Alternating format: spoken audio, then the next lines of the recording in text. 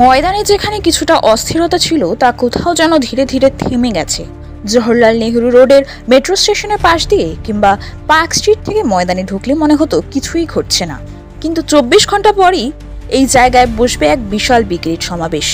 Red রোডের দিকে চলতে চলতে চোখ পড়ছে লাল ঝান্ডার সারি, যা সোজা নির্দেশ করছে যে ময়দানের পেছনে অনেক কিছু প্রস্তুতির মধ্যে রয়েছে।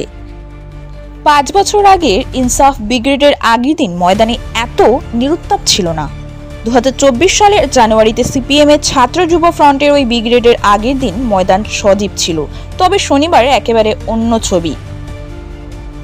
ময়দানে বামেরা কেবল শ্রমিক কৃষকদের অধিকার নিয়ে কথা বলবেন, আর তাদের দৃষ্টি এই আগমনের দিকেই।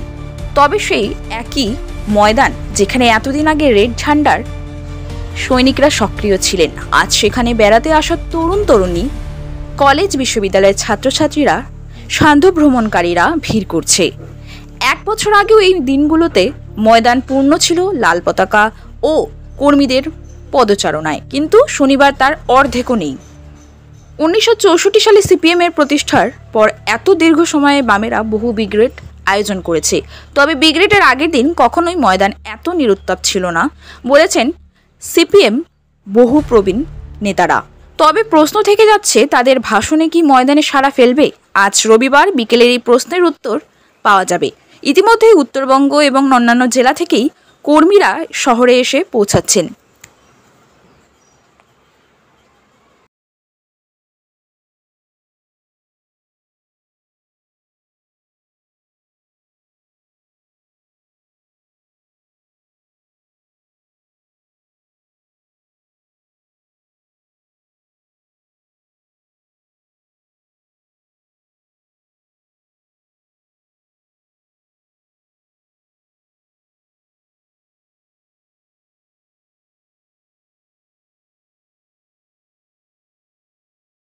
নতুন নতুন আপডেট পেতে সাবস্ক্রাইব করুন নিউজ আপ ডেইলি।